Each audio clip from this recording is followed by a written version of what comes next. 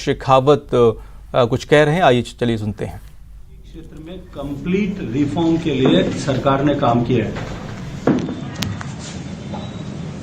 भारत क्योंकि खाद्यान्न की कमी वाला देश था और खाद्यान्न की कमी वाला देश होने के नाते देश में खाद्यान्न का उत्पादन अधिकतम किस तरह हो, इसी अप्रोच के साथ में हरित क्रांति की गई और हरित क्रांति के बाद में भी लगातार यही नजरिया बना रहा कि हम किस तरह से जो है उत्पादन को ज्यादा से ज्यादा बढ़ाएं।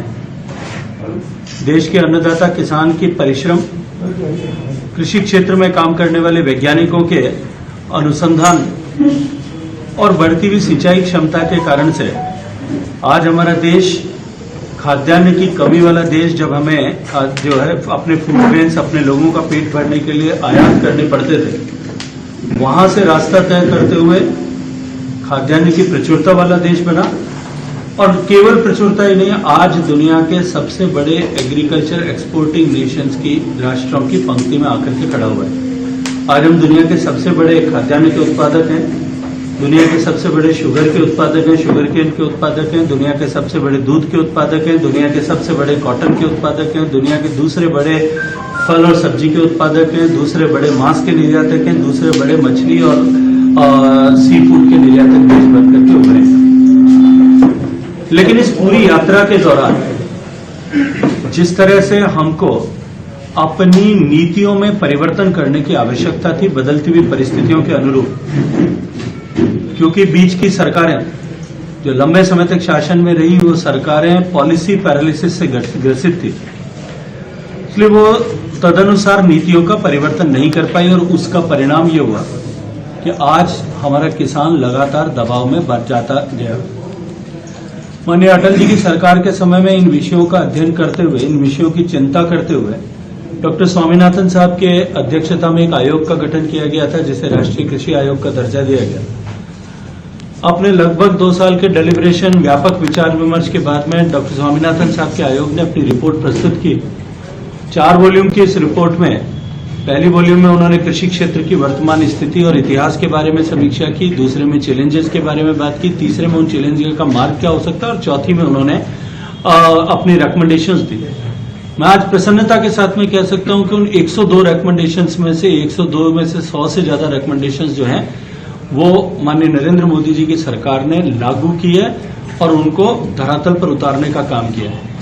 आज कांग्रेस पार्टी और उनके साथ में विपक्षी दल इन सारे रिफॉर्म्स को लेकर के हवा खड़ा करने और आंदोलन खड़ा करने की चेष्टा कर रहे हैं।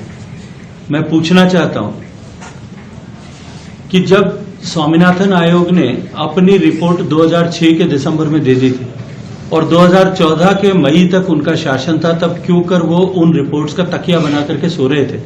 क्यों उन रिपोर्ट्स को हकीकत में रद्द के धरातल पर लागू करने और उनको अमली जामा पहनाने, उन रिकमेंडेशंस के अनुरूप काम करने का साहस उन्होंने क्यों नहीं किया?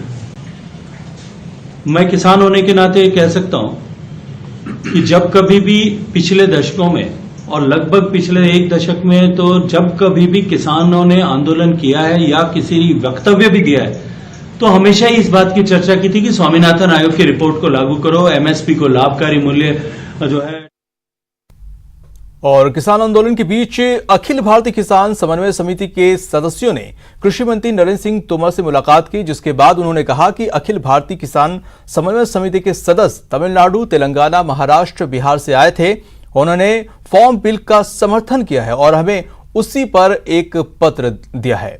उन्होंने कहा कि मोदी सरकार ने किसानों के कल्याण के लिए ऐसा किया है और वो इसका स्वागत और समर्थन करते हैं। तोमर ने आगे कहा कि हमने कहा है कि हम वार्ता के लिए तैयार हैं। यदि किसान यूनियनों का प्रस्ताव आता है तो सरकार निश्चित रूप से ये करेगी। हम चाहते हैं कि चर्चा को खंड द्वारा आयोजित किया जाए। वो हमारे प्रस्ताव पर अपनी राय देंगे। हम निश्चित रूप से आगे की बातचीत करेंगे। लोगों ने पत्र देकर कृषि सुधार बिलों का समर्थन किया है और उन्होंने कहा है कि लंबे समय से इस प्रकार के बिल आएं और किसान को स्वतंत्रता मिले, इसके लिए हम संघर्ष कर रहे थे। मोदी सरकार ने यह नेक काम किसानों के हित में किया है, हम इसका स्वागत करते हैं। फिलहाल रुकते हैं छोटे से ब्रेक के लिए।